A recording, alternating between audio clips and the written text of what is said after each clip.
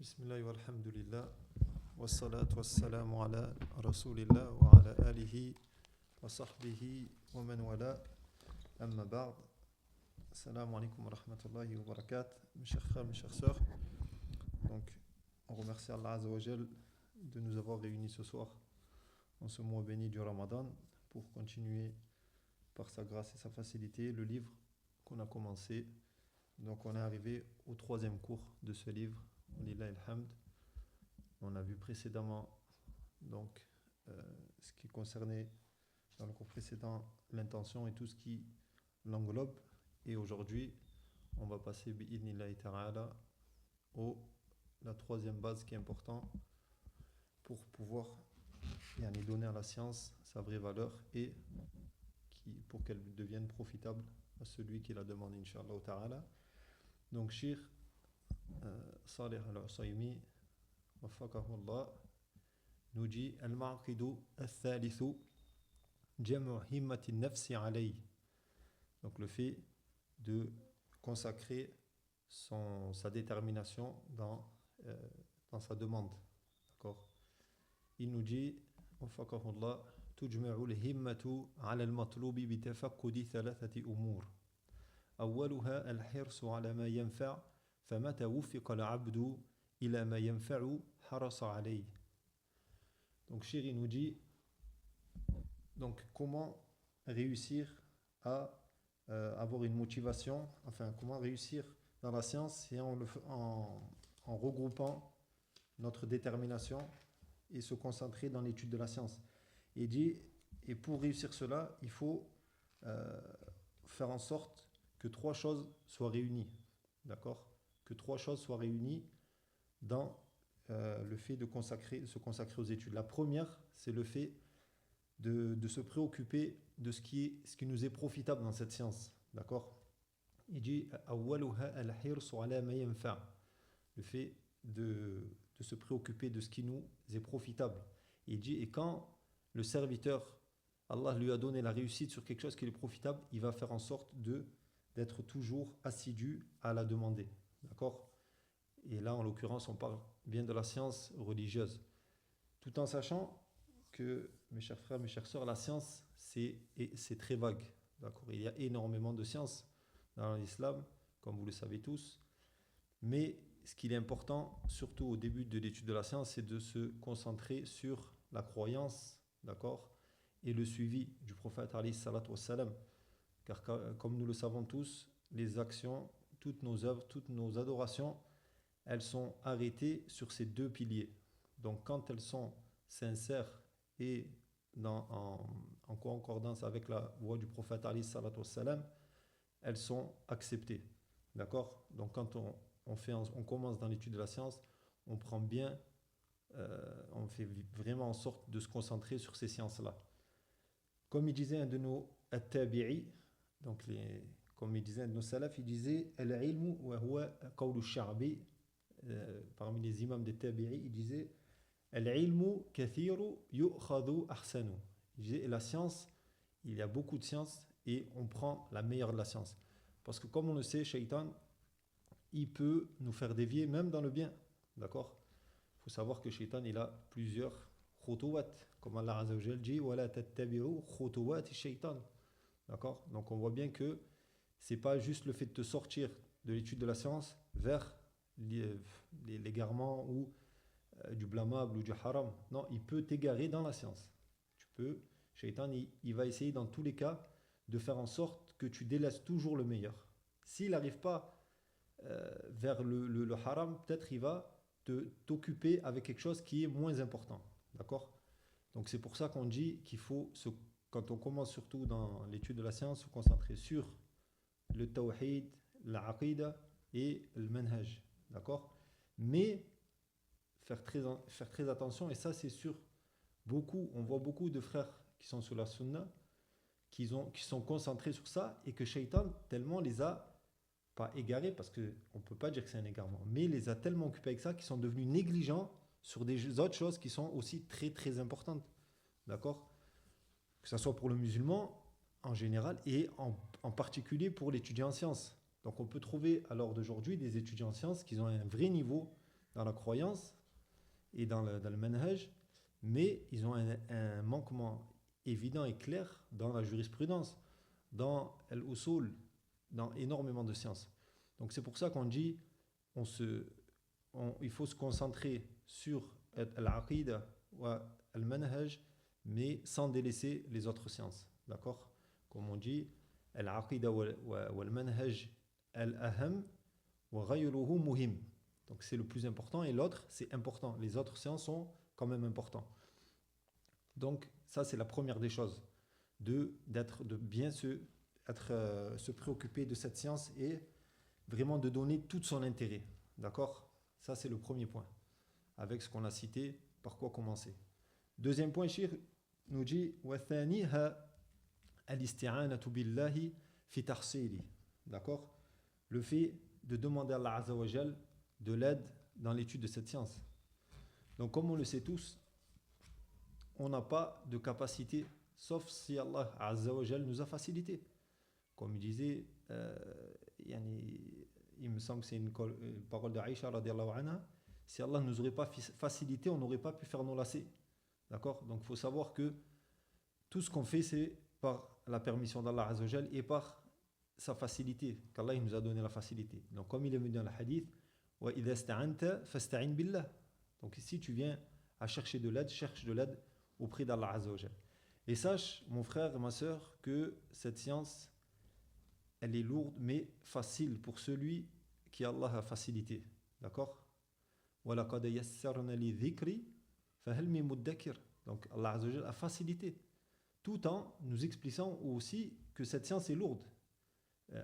C'est certes c'est facile pour qui Allah a facilité, mais celui qu'Allah n'a pas facilité, ça peut être compliqué. Donc il faut toujours demander à Allah Azza wa Jal l'isti'ana, et parmi les paroles à multiplier, les du'a, c'est, comme vous le savez tous, al-hawqala, le fait de dire la hawla wa la quwwata illa billah.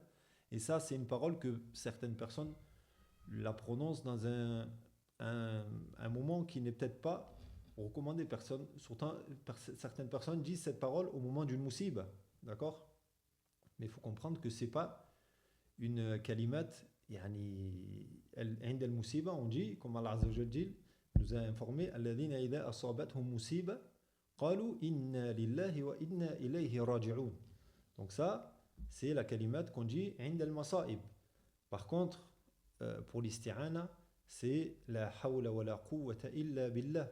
Donc cette parole, c'est une parole d'isti'ana et non une parole à évoquer lorsqu'on est éprouvé, même si on peut la dire bien sûr pour patienter, ainsi de suite, mais bien la comprendre, parce qu'elle est employée par nombre de musulmans d'une mauvaise manière. Donc c'est parmi les paroles à multiplier, les invocations quand on étudie la science, toujours savoir que c'est Allah Azza wa Jalla, il nous facilite. D'accord? Et sachez que cette voie, surtout à l'heure actuelle, si Allah il nous a permis de nous réunir ici pendant ce cours, d'accord, c'est Allah Azza wa Jalla, il nous a facilité et il nous a choisi pour cela. Donc on le remercie et on multiplie nos demandes d'aide. Donc la deuxième chose, on a vu, c'est l'isti'ana, d'accord, sur le fait de demander de l'aide à Allah Azza wa Jalla dans l'étude de cette science, d'accord. Il dit wa thalithuha, donc la troisième des choses, adamul ajzi an bulughil bughyati min, d'accord. Et le fait de pas se dire non, je n'ai pas la capacité, d'accord. Ça, malheureusement, Shaitan, il vient à certains frères, sœurs dire non, mais toi, tu n'es pas fait pour les études, toi, tu n'as jamais étudié, toi, c'est pas pour toi, talib al-ilm, c'est pas pour toi, toi, tu es quelqu'un de la masse. Non, comme on avait évoqué dans un cours précédent, un des khulafa, il me semble que c'est le Ma'moun, il disait Rajulu imma talibul ilm wa imma qani'un bil jahl. D'accord? Donc il faut savoir qu'on est ou étudiant en sciences ou satisfait de l'ignorance. Et personne ne peut dire qu'il est satisfait d'être ignorant. Quand on dit tu es un ignorant, personne ne peut être fier de cet attribut. Donc on comprend de là que talib al-ilm, c'est pour tout le monde. Maintenant, chacun en fonction de sa capacité et de ses attentes. Mais on doit tous étudier la science, d'accord? Car c'est cette science-là qui va nous aider dans la vie, car on sait que dunya c'est dar al-bala, d'accord? C'est une vie d'épreuve sans récompense et l'au-delà, une vie de récompense sans épreuve. Donc, on ne laisse pas Shaitan nous dire c'est pas pour toi, talab al-ilm, c'est pas pour toi, tu n'y arriveras pas. Non, ista'in billah, comme on a vu dans le point précédent, demande à Allah Azza wa Jal de l'aide. Et sache que, en fonction de ta croyance, et ça en revient au tawhid, c'est pour ça qu'on dit que c'est la plus importante des choses, le tawhid, si tu sais qu'Allah ala kulli shay'in qadir, tu sais que Allah il est capable de tout. Ça veut dire que toi, assis-toi, fais tes causes et le reste, c'est Allah Azza wa Jal. Pour la petite anecdote, moi quand j'avais commencé d'étudier l'arabe, c'était vraiment vraiment dur parce que j'avais arrêté les études depuis de nombreuses années. Donc quand j'ai commencé l'arabe, c'était vraiment vraiment compliqué. Et je me rappelle que mes invocations les plus sincères, je pense qu'elles ont été à ce moment-là. Parce que je savais vraiment que si Allah ne me facilitait pas, j'aurais pas pu apprendre cette noble langue qui, à l'heure d'aujourd'hui, est tout simplement une clé de la foi. Parce que quand avec ta langue arabe, tu apprends, tu lis le Coran, la foi elle monte, et ainsi de suite, ta religion, tu arrives bien à comprendre. Parce que voilà, de la traduction, c'est du dépannage, comme on l'a dit. Nous, on est là pour essayer de vous mettre sur la voie. Et après, là de prendre votre envol, d'aller étudier la langue arabe, d'aller s'asseoir auprès des savants. Donc on est juste là pour essayer de vous faciliter la route.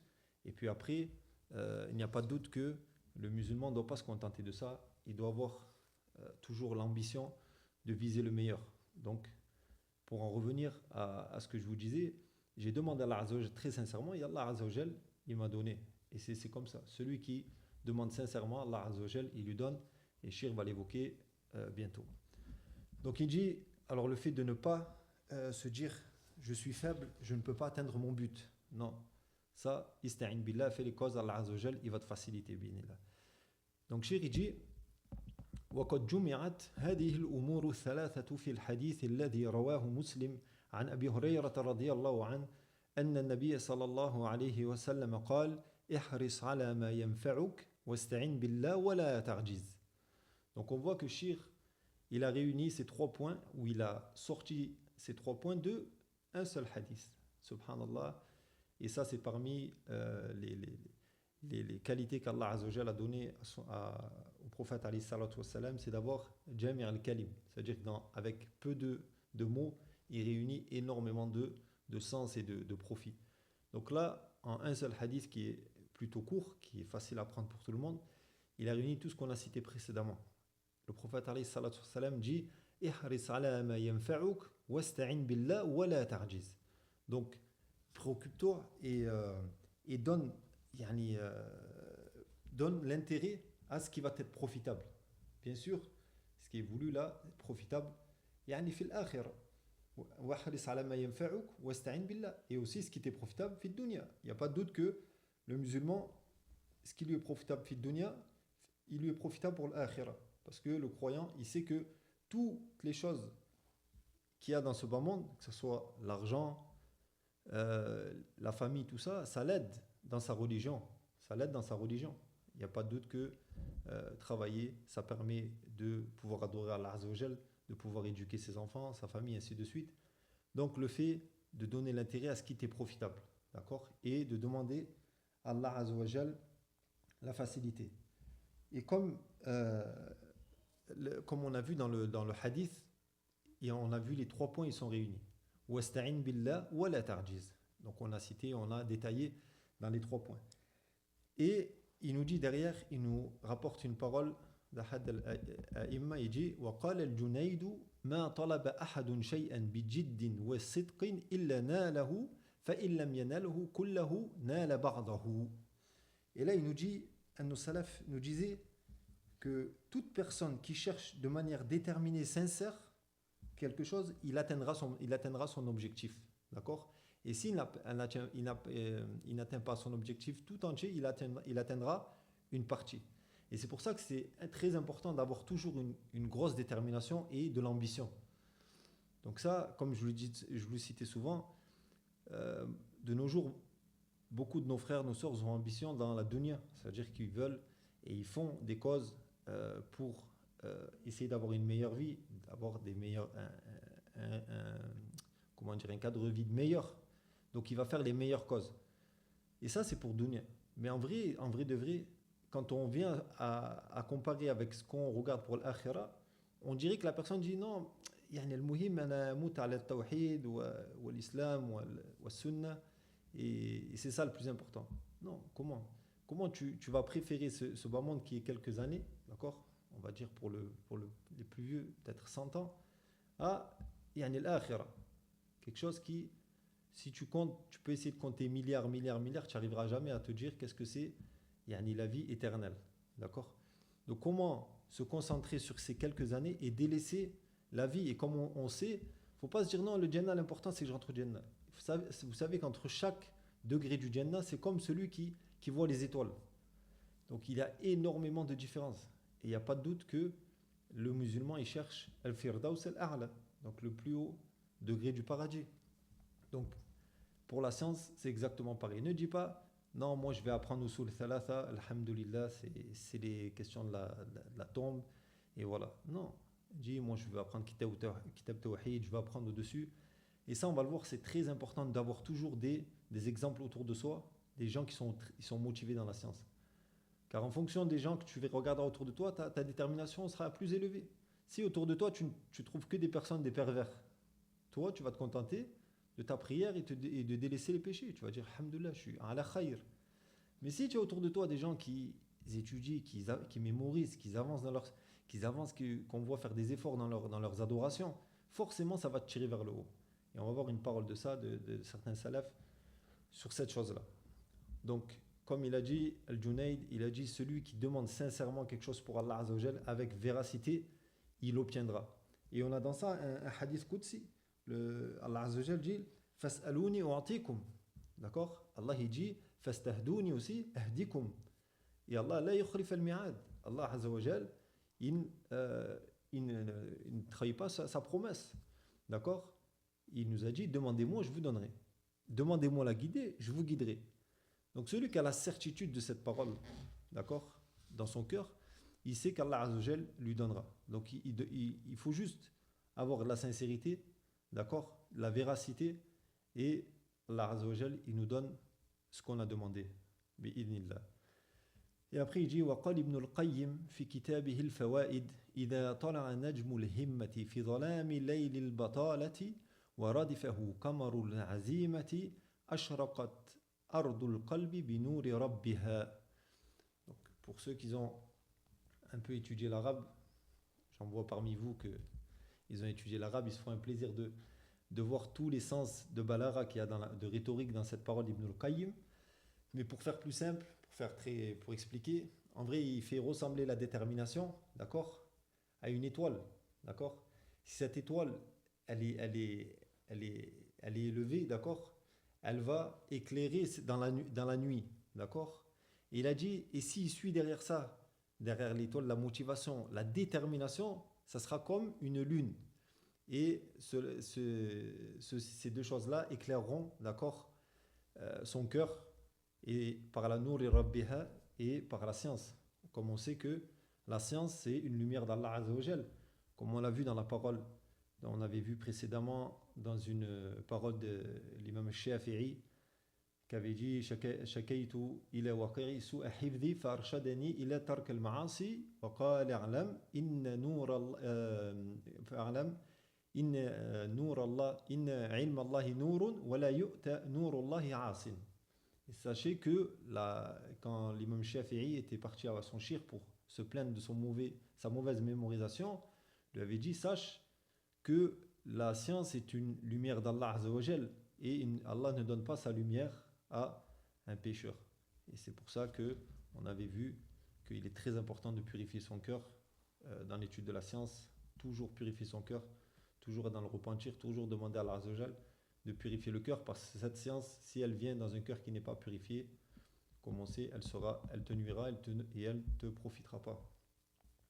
Donc là, voilà, il a porté la parole d'Ibn al-Qayyim, qui est plein de balara et de rhétorique, mais voilà, il attire l'attention sur le fait que si tu as une détermination, une motivation importante, sache que la lumière d'Allah Azzawajal le cœur, il se remplira de cette lumière. Bi'idnillah.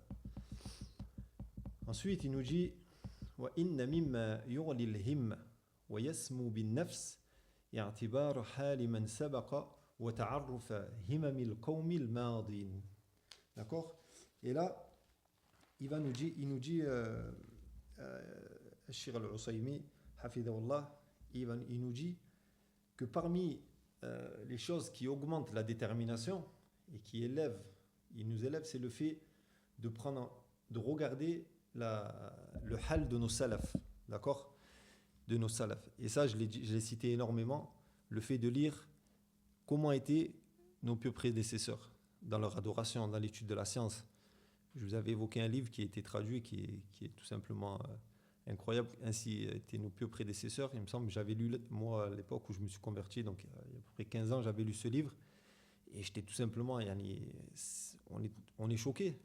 On peut être que choqué de voir comment était. Et il n'y a pas de doute que de lire ces paroles-là, ça lève la détermination et ça donne envie de faire quelque chose. Quand on dit, on voit quelqu'un qui prie toute la nuit, nous on va se dire au moins je vais prier au moins 4 rak'ah, 6 rak'ah. Donc dans tous les cas, le fait d'avoir regardé, si on ne parvient pas à leur ressembler, à arriver au même stade qu'eux, on essaie de leur ressembler et ça nous donne des efforts. Donc ça, c'est quelque chose de très très important.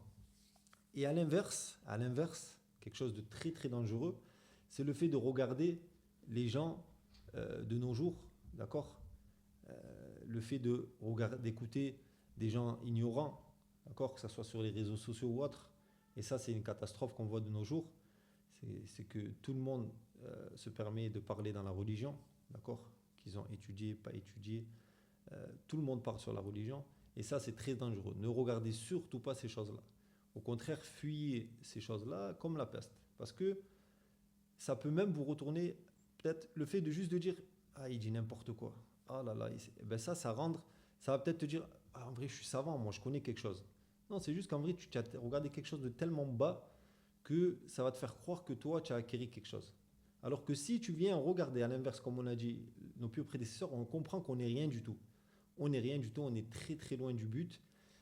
Mais ça nous donne l'envie de leur ressembler et d'avancer comme on peut. Donc, à l'inverse, très important, comme je vous ai dit, ne pas regarder tout ce qui se dit parmi les gens, les ignorants, et surtout pas regarder, comme on sait, dans la religion, la base, c'est qu'on ne prend pas la science chez quelqu'un qui n'est pas reconnu pour avoir étudié. Et malheureusement, avec Internet, les réseaux sociaux, il suffit de tourner et tout et rien, avec un titre aguichant, sais-tu cette chose-là, ne fais pas cette chose-là. Et ça, malheureusement, les gens de la masse sont attirés par ces choses-là et tombent dans le piège de gens ou des ignorants ou des gens de l'innovation ou les deux en même temps. Wallah al-musta'an. Donc, comme il nous dit, le fait de regarder dans les biographies de nos prédécesseurs, de nos savants, même parmi nos savants contemporains, il y a certains savants qui sont chez Ibn Baz, chez Al-Uthaymin. Il y a des savants que si on vient à lire un peu de leur biographie, on en serait étonné. Parce que c'est vraiment des gens qui ont essayé de ressembler à nos pieux prédécesseurs. Pas seulement dans l'appellation, comme c'est le cas de nos jours, Wallah al-Musta'an, mais vraiment dans les actes et dans les œuvres, dans les œuvres et le comportement. Donc là, Shir, il nous dit le fait de regarder dans les pieux prédécesseurs comment étaient leurs œuvres. Et parmi les paroles sur ça, il a évoqué 3 petites anecdotes de salaf, donc de l'imam Ahmed et de Khatib al-Baghdadi et Abu Muhammad ibn Tabban. On va lire ces 3 paroles et on verra juste ces 3 exemples qu'il a donnés. Qu'est-ce qu'il en est de nous? Donc, ou de nos jours, comment est on va dire quelqu'un de nos jours, si on vient à savoir qu'il a pris Kitab Tawhid, on va se dire, Masha'Allah, c'est quelque chose d'énorme, alors qu'en vrai, c'est rien.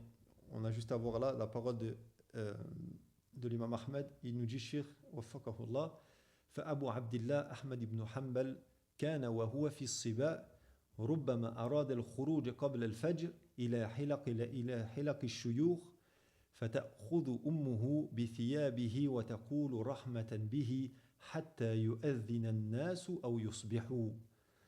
Donc là, Cheikh, il nous rapporte une parole que l'imam Ahmed, rahimahullah, rahimahullah, rahmatan wasi'a, il voulait sortir avant le Fajr pour aller aux assises de sciences. Mais il faut savoir c'était quand il était petit, fils Siba, d'accord? Donc dans son enfance, c'est pas quand il avait notre âge ou on est âgé, non, quand il était enfant. Wallah al-musta'an. Si on vient à regarder qu'est-ce que nos enfants veulent faire, yani, wallah al-musta'an. Donc là, ça nous donne vraiment un impact de comment étaient ces savants et comment ils sont parvenus à cette science-là, qu'à l'heure d'aujourd'hui, ils sont morts, mais on cesse de faire des invocations pour eux, ils ne cessent d'être appelés et on fait beaucoup d'invocations pour eux. Donc il dit qu'il était petit, d'accord, quand il était jeune, il voulait sortir avant le Fajr pour assister aux assises de sciences, d'accord. Et sa mère, elle prenait par ses habits, et il y a une miséricorde pour lui, elle le gardait, elle lui disait attends jusqu'à qu'il y a l'adhan et que la lueur du jour apparaît. Donc sa mère, elle le gardait pour attendre qu'il y ait l'adhan. Il voulait sortir même avant l'adhan. Et comme on a dit, il était enfant. Subhanallah. Donc on ne doute pas et on comprend comment il est arrivé à cette science qui est à l'heure d'aujourd'hui et comment c'est parmi les plus grandes écoles de jurisprudence. Derrière, il nous dit وقرأ الخطيب البغدادي صحيح البخاري كله على إسماعيل الحيري في 3 مجالس 2 منها في الليلتين من وقت صلاة المغرب إلى صلاة الفجر واليوم الثالث من ضحوة النهار إلى صلاة المغرب ومن المغرب إلى طلوع الفجر. Donc là, il nous rapporte, et ça c'est tout juste, c'est quelque chose que peut-être très peu d'entre nous arriveront à le faire dans une vie. Donc et là il évoque que Al-Khatib al-Baghdadi, d'accord, Ahad al-Imma, parmi les grands imams, il a lu Sahih al-Bukhari, d'accord, en entier, juste pendant 3 assises. Donc il s'est assis 3 fois. Donc il nous explique 2 fois du Maghreb jusqu'au Fajr, d'accord, et la 3e fois du début du lueur du jour jusqu'au Maghreb, d'accord. ومن المغرب إلى طلوع الفجر. Il a lu Sahih al-Bukhari en entier, d'accord. Je vous laisse penser, je vous laisse vous demander en combien de temps nous on pourrait le lire, d'accord. Et ça, il nous montre la détermination qu'ils avaient. Ce livre, Sahih al-Bukhari, comme on sait, c'est après le Coran, parmi un des livres les plus authentiques de l'islam avec Sahih Muslim, d'accord. Asah al-Kutub, Ba'd al-Quran, après le Coran, c'est les livres les plus authentiques. Et c'est quelque chose que je vous mets au défi d'essayer juste de voir en combien de temps on pourrait le lire. Et ça prendrait énormément de temps. Et alors que lui, il a lu en 3 assises. Donc derrière, il nous dit وكان أبو محمد بن التبان أول ابتدائه يدرس الليل كله فكانت أمه ترحمه وتنهاه عن القراءة بالليل فكان يأخذ المصباح ويجعله تحت الجفن شيء من الآنية العظيمة ويتظاهر بالنوم فإذا رقدت أمه أخرج المصباح وأقبل على الدرس. Et là il nous dit un de nos salafs, il disait alors qu'il était en ibtida'i, c'est-à-dire qu'il était dans l'adolescence. L'ibtida'i, c'est quelque chose qui ne dépasse peut-être pas les 12 ans, d'accord. Il étudiait toute la nuit. Toute la nuit, il étudiait. Et sa mère l'interdisait d'étudier toute la nuit. Alors, qu'est-ce qu'il faisait? Il faut savoir qu'à l'époque, il n'y avait pas de lumière, tout ça. Donc, c'était avec des lanternes. Il cachait la lanterne avec un énorme récipient pour faire en sorte qu'on ne voit pas la lumière. Et il faisait semblant de dormir. Et dès qu'il voyait sa mère dormir, il sortait cette lampe et il étudiait.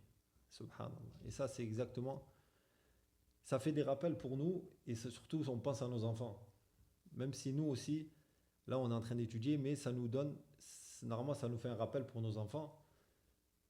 La plupart d'entre nous, si on se met à dormir, nos enfants vont plus essayer d'aller prendre un objet électronique pour jouer dessus, qu'étudier.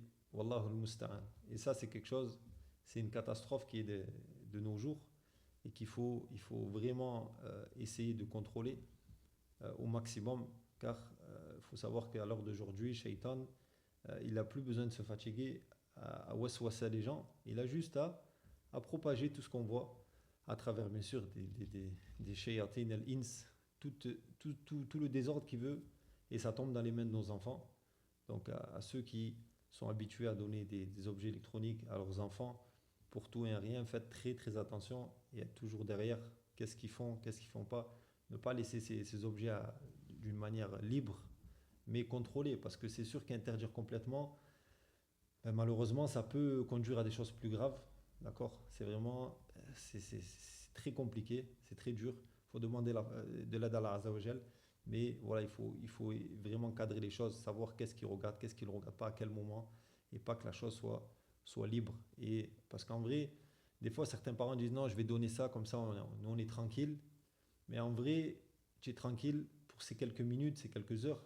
Mais en vrai, tu ne seras pas tranquille yawm al-qiyamah, quand ton enfant peut-être te viendra te demander des comptes. Pourquoi tu ne l'as pas interdit sur cette chose-là? Pourquoi tu l'as laissé alors que il était sous ta responsabilité? Donc, on demande à Allah Azza wa Jal de nous faciliter à tous l'éducation de nos enfants, quelque chose qui est très très dur à l'heure d'aujourd'hui. Donc, comme ils disaient certains salafs, euh, yani, quand ils désespéraient, ils délaissaient la chose à Allah Azza wa Jal, pas d'une manière désespérée, c'est fini. Non, mais quand on fait vraiment toutes les causes, après derrière, il reste que le tawakkul à Allah, de demander à Allah Azza wa Jal. Et on sait qu'Allah Azza wa Jal, il préserve les enfants des gens pieux, comme on l'a vu dans le Coran, dans Surat Al-Kaf. Il y a des histoires sur ça, où Allah Azza wa Jal a préservé des enfants dû à la piété des parents. Donc, faire les causes et demander à Allah Azza wa Jal de nous aider, quelque chose de très important. Donc, on a vu ces trois petites anecdotes de l'imam Ahmad, aussi du Khatib al-Baghdadi qui a lu Sahih al-Bukhari, et de Abu Muhammad ibn Tabban, donc dans leur jeunesse. Et après, Shir nous dit فَكُنْ رَجُلًا رِجْلُهُ عَلَى الثَّرَى ثَابِتَةٌ وَهَامَّةُ هِمَّتِهِ فَوْقَ الثُّرَيَّ. D'accord. سَامِقَةٌ وَلَا تَكُنْ شَابَ الْبَدَنِ أَشْيَبَ الْهِمَّةِ فَإِنَّ هِمَّةَ الصَّادِقِ لَا تَشِيبُ. Et là, il nous dit, soit quelqu'un, il y a un homme, bien sûr là, il ne dit pas une femme, mais bon, soit quelqu'un que son pied est sur terre, mais en vrai, sa détermination est fils sa main, d'accord. Elle est dans toi, tu es sur terre, mais en vrai, ta détermination dans ton cœur, dans le fait de vouloir apprendre ta religion, de profiter les gens autour de toi, ta famille, il faut que ça soit une détermination qui est fils sa main. Donc, comme on a vu, la ta'jiz, yani ne laisse pas Shaitan te dire c'est pas pour toi.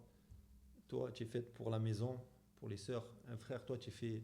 C'est pas pour toi. Toi, tu travailles, tu fais du bien. Non, sois déterminé. Comme on a vu, comme on a dit, sois un étudiant en sciences. Si tu ne seras pas un étudiant en sciences, tu seras juste quelqu'un qui est satisfait de l'ignorance. Et il dit, et ne sois pas quelqu'un de jeune dans ton corps, alors et avoir une détermination d'une personne âgée. Car il n'y a pas de doute que le jeune a toujours plus de fougue, d'accord. Malgré que ça ne veut pas dire que les personnes âgées ne peuvent pas avoir de la détermination, bien au contraire. Mais là, il fait une parabole par rapport au fait que certaines personnes sont jeunes encore, mais leur détermination est faible, énormément faible, comme si c'était quelqu'un d'âgé qui n'avait pas de force ni pour aller au cours de sciences, ni pour écouter de la science, ni pour réviser, ni pour... Non, ne sois pas comme ça. Tu es jeune, alors il y a une détermination de quelqu'un de jeune, d'accord. Comme on sait, la science, d'accord. Comme il disait, il y a une parole qui dit la science dans la jeunesse. Et la jeunesse, comme ils disent les gens de science, ça va jusqu'à la quarantaine. À partir de 40 ans, il vient quelque chose qui est aussi plus important, qui est la sagesse, et d'autres choses viennent. Mais la détermination et l'envie et la mémorisation, jusqu'à 40 ans, elle est vraiment, vraiment énorme. Après, ça ne veut pas dire qu'au-dessus de 40 ans, on ne peut plus mémoriser. Pas du tout. Pas du tout. Mais on va dire que la force de l'âge, dans la mémorisation, dans l'envie, la détermination, elle est jusqu'à 40 ans. Après, derrière, il peut y avoir, mais quelque chose qui est aussi très important, la sagesse et d'autres choses. Donc, vraiment faire des efforts tant qu'on est, tant qu'on a encore la force. Et il faut savoir que, je me rappelle d'une anecdote de Cheikh Ibn Baz, rahimahullah, vers la fin de sa vie, il faut savoir qu'il donnait la fatwa, d'accord. Il tenait le qada, donc le fait de juger, et il avait ses cours, et quelqu'un est venu lui dire, Yashir, comment tu peux faire tout ça à ton âge avancé comme ça. Il disait, An-nafs ala ma ta'awadat. Le nafs, donc sache que ton corps il sera sur quoi tu l'as habitué. Si tu l'as habitué toute ta vie à lire un juz de Coran tous les jours, à faire un cours de science, à apprendre, même quand tu auras 60 ans, 70 ans, ça sera toujours facile parce que tu auras habitué ton nafs à cette chose-là. Donc ça, c'est très très important. Et même si tu n'arrives plus, il faut savoir que la récompense, elle sera toujours là. Comme il est venu dans le hadith, le prophète alayhi salatu salam a dit إذا مرض العبد أو سافر كتب له ما كان يعمل مقيما صحيحا. Donc si le serviteur vient à tomber malade, d'accord, il n'y a pas de doute que la vieillesse est une maladie, comme il est venu dans le hadith, يعني ما من داء إلا أنزل الله له شفاء إلا داء واحدا الهرم, donc la vieillesse. Donc il n'y a pas de doute que ça rentre dans la maladie. Donc de vieillir, Allah il dit dans le prophète alayhi dit que Allah n'a pas envoyé une maladie sans qu'il ait envoyé sa guérison, sauf une maladie qui est la vieillesse. D'accord. Donc il faut savoir que même si on parvient à être vieux et plus réussir à faire ce qu'on faisait quand on était plus jeune, la récompense reste. Donc c'est pour ça que c'est très important d'avoir d'être toujours assidu dans ses adorations, dans l'étude de sa science, d'accord, toujours assidu. Yani khayrul a'mal adwamuha wa in qal. Et les meilleures des actions sont les plus constantes, même si elles sont que très peu. Donc là, Cheikh, il nous dit, comme on a vu, d'être déterminé, d'accord, de pas être jeune dans son corps et vieux dans sa détermination, d'accord. Puis il nous rapporte كان أبو الوفاء ابن عقيل أحد أذكياء العالم من فقهاء الحنابلة ينشد وهو في الثمانين. Et là il nous rapporte, d'accord, une poésie, quelques vers que a cité un des très grands savants de l'école Al-Hanbali, et il avait 80 ans, d'accord. Il avait 80 ans quand il a cité ces quelques vers. Il nous dit, bon, la batterie est presque faible, mais on arrive à la fin de la base qu'on voulait prendre. Donc il dit ما شاب عزمي ولا حزمي ولا خلقي ولا ولائي ولا ديني ولا كرمي وإنما اعتاد شعري غير صبغته والشيب في الشعر غير الشيب في الهمم. Et là il dit des paroles qui sont tout simplement à 80 ans de dire cette chose-là, c'est vraiment, ça montre la détermination qu'avaient ces savants. Même arrivé à 80 ans, il nous dit: ma volonté n'a pas vieilli, ni ma rigueur, ni mes valeurs. Ma loyauté n'a pas faibli, ni mon islam, ni mon bonheur. Seuls mes cheveux sont devenus couverts de gris, puis sans couleur. Cette neige claire soudain venue n'a pas refroidi ma vigueur. Donc en vrai, il explique que même malgré qu'il est devenu vieux, qu'il est venu, voilà, ses cheveux sont devenus blancs, mais il est toujours avec la même détermination que quand il était jeune. Et dans cette anecdote-là, Shir al-Usaymi, dans l'explication de ce asl, il nous rapporte une anecdote de l'imam al-Tabari, d'accord, le grand mufassir, qui est un des plus importants tafassirs de l'islam. Il est venu qu'il était à la farash al-maut, donc il était sur le lit de mort, donc très très très vieux. Et on lui a ramené une question sur l'héritage, et qu'il ne connaissait pas. Et il a demandé à quelqu'un autour de lui de lui ramener un livre, d'accord, de quoi écrire, pour écrire cette question qu'il ne connaissait pas. Et quelqu'un à côté de lui a dit يعني وأنت في هذه الحال يعني tu es dans cette situation là et tu veux écrire. Et il lui a répondu, il a dit لألقى الله عالما بها خيرا من أن ألقاه جاهلا بها. Donc le fait que je rencontre Allah Azza wa Jal savant de cette question sera meilleur pour moi que le rencontrer ignorant de cette question. Donc là, ça nous montre que même sur le lit de mort, les savants demandaient la science. Et comme on le sait, la science est une ibada. D'accord? Talab al-ilm ibada. Donc c'est pour ça qu'il ne faut pas s'étonner. Car l'ibada, on adore Allah Azza wa Jal jusqu'à que la mort ne vienne. Yani, ça, il n'y a pas de doute. Et on en revient à la parole d'Imam Ahmed qui disait يعني طالب العلم من المحبرة إلى المقبرة. Donc du premier moment où on arrive à écrire, d'accord, jusqu'à ce qu'on on vient être mis dans la tombe. D'accord, c'est pas quelque chose qui s'arrête avec un temps. Et ça, c'est très très important de faire vraiment des efforts, vraiment, surtout au début, de faire des très gros efforts. D'accord, c'est quelque chose.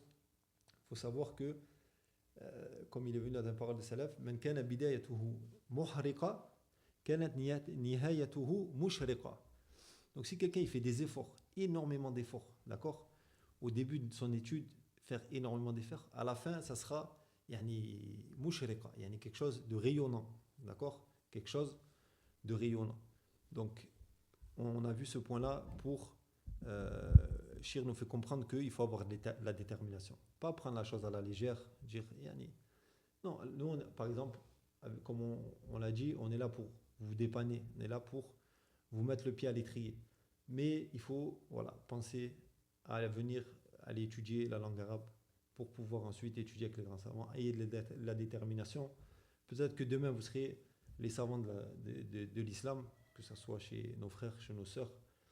Avoir toujours une détermination élevée au plus haut. Comme on a vu, celui qui ne parvient pas à avoir son but, il arrivera à avoir quelque chose en dessous. Mais celui qui se dit juste, moi, je fais un cours, si ça, je prends la chose à la légère, celui-là, il n'aura que très très peu de choses. Et comme il est venu, la science, la yu'tika ba'dahu hatta tu'tiyahu jami'ak aw kullak. Et la science ne te donnera pas un peu tant que tu ne lui donneras pas tout. D'accord? Et il faut avoir de la détermination. Et on demande à Allah Azza wa Jal de nous faciliter à tous et de nous donner cette détermination, surtout dans ce mois béni. Donc multiplier Qira'at al-Qur'an, d'accord, c'est la meilleure des choses à faire avec as-salah fi hada shahr. Il n'y a pas de doute que ces cours nous donnent de la motivation bi'idnillah pour pouvoir réussir à passer ce mois comme il se doit. Et on sait que c'est le mois le plus important du musulman. C'est le mois le plus important, il n'y a pas de doute. Les salafs, ils attendaient ce mois, 6 mois dans l'année. Et quand il passait, ils demandaient à Allah Azza wa Jal de leur accepter pendant 6 mois encore tout ce qu'ils avaient avancé dans ce mois-ci. Donc sur ce, alhamdoulilah, on a fini la base. On ne va pas rajouter, vu qu'il est déjà assez tard pour nous. Et on demande à Allah Azza wa Jal de nous faciliter à pouvoir se retrouver, Inch'Allah Ta'ala, dimanche prochain pour la suite du livre. Walhamdulillah. Si vous avez des questions en rapport au cours, donc n'hésitez pas à poser la question. Et je voulais aussi déjà remercier les frères et sœurs qui font leurs efforts, qui ont fait les devoirs qu'on leur avait envoyés. Ça a fait preuve de leur motivation. Et Inch'Allah, ne vous inquiétez pas, on donnera encore plus d'importance à vous. Donc vous savez, vous avez un groupe chez les sœurs et un groupe chez les frères. Donc n'hésitez pas dans vos questions par rapport au cours, c'est maintenant. Mais si vous avez d'autres questions pendant les révisions ou autres qui sont en dehors du cours, si on a la capacité, on répondra bi'idnillahi ta'ala. Donc si des frères ou des sœurs ont des questions, c'est maintenant, Inch'Allah ta'ala. Par contre, comme je vous ai dit, là, c'est en rapport à ce qu'on a cité dans ce cours.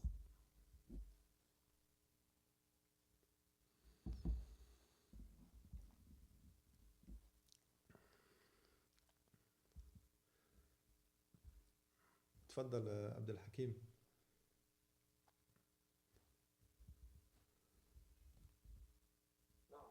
تفضل تفضل. عليك السلام ورحمة الله وبركاته. J'avais juste une question. Vous avez parlé comment ça s'appelle d'un livre sur les salafs, il était en français. Est-ce que vous pouvez juste me donner le titre? Alors, il me semble le titre exact, c'est Ainsi étaient nos pieux prédécesseurs. Et c'était à l'édition de Taouba. À l'époque, hein, c'est le livre, je l'ai lu il y a une quinzaine d'années, il est sorti. Peut-être il a été repris. Donc c'est ça le livre. Ainsi étaient nos pieux prédécesseurs à l'édition de Taouba. Après, je ne sais pas si l'édition est toujours bonne ou pas. Ça, il faut demander aux frères de France. Mais en tout cas, c'était ça, Inch'Allah. وفيك بارك الله وفقني الله وإياك.